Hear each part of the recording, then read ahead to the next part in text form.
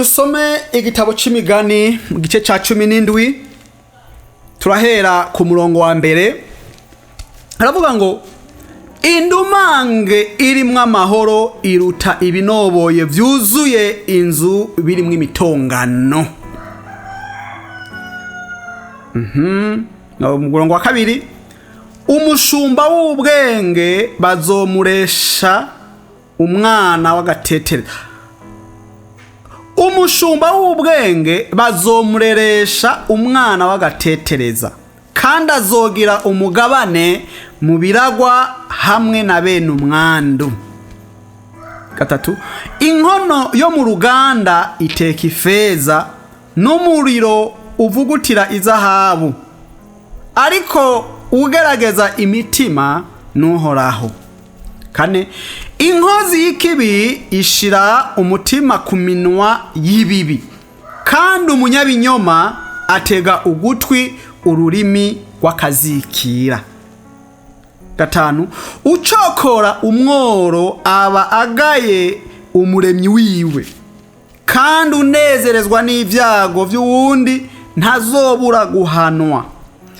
Abuzukuru nibo gitsibo c'abatama, kandi icubahiro c'abana ni base. Amajambo aroranye ko atabereye igipfu, none iminwa y'ibinyoma ntirushirije kuba iy'ibitabereye ku mupfasoni. Ngo munani, ingabire ni nk'akabuyenge k'igiciro kinini mu maso y'uyihawe, ahagiye hose agira ukuboko kwiza. Upfuka igicumuro abarondera urukundo, ariko uhoza ikintu mu kanwa atandukanya abakundana cyane. Umuntu afise ubwenge iyo ahambariwe bimushika kure kurusha uko inkoni ijana zishika ku gipfu. Umuntu w'umunyakibi arondera ubugarariji gusa, ariko umutahe w'imburakigongwe azotumwa kuri we.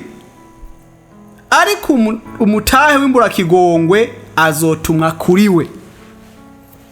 12, umuntu yopfuma ahura n'igikoko citwa idubu ciciwe ibibwana vyaco, hakwahurira n'igifu mu bufu bwaco. Uwishura iciza ikibi,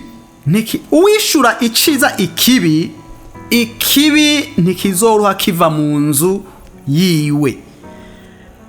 Gutangura imitongano ni nko kugomorora amazi, nukoreka ibirake utarasinda. Utsindanishiriza umunyakibi bo nutsindisha umugororotsi, bompi nyene ni gisesema kuhoraho.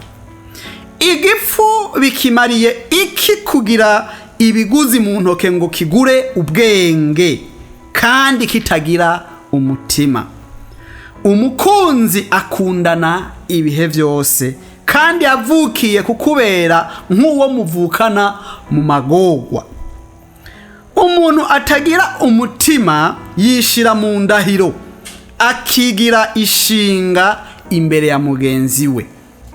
Ukunda gutongana abakunda kugabitanya. Uwubaka ibirimba ku irembo ryiwe aba yikwegeye kugesezwa. Ufise umutima udadika nta ciza azobona, kandi ufise ururimi rudambikanya agwa mu vyago.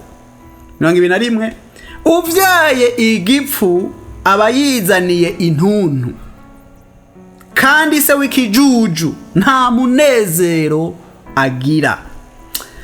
Umutima unezerewe n'umuti ukiza, ariko umutima usavye wumisha amagufa. 23, umuntu w'umunyakibi agoborora ingurire mu kwaha, kugira ngo agoreke inzira z'imanza. Ubwenge buri imbere y'uwukerebutse, ariko amaso y'igipfu agenda ajarajara gushitsa ku mpera z'isi. 25. Umwana w'igipfu ni umubabaro kuri se, kandi n'agatera ntuntu kuri nyina yamuvyaye. Si vyiza gucira igihano umugororotsi canke gukubitira abapfasoni ubugororotsi bwabo. 27. Uvuga make aba ari ubwenge, kandi umugwaneza aba ari umuntu afise umutima. 28. N'igipfu naco iyo ciyihorereye, n'igipfu naco iyo ciyihorereye bacita umunyabgenge, iyo kibumbuye iminwa bacita uwitonda. Imana ibahezagire cyane.